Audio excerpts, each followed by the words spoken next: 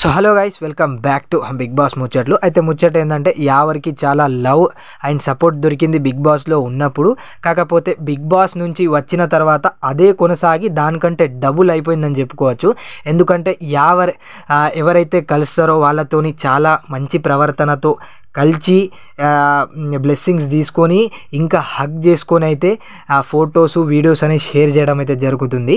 ఇది యావర్లో ఒక మంచి పాజిటివిటీ థింగ్ ప్లస్ మంచి బిహేవియర్ అని చెప్పుకోవచ్చు.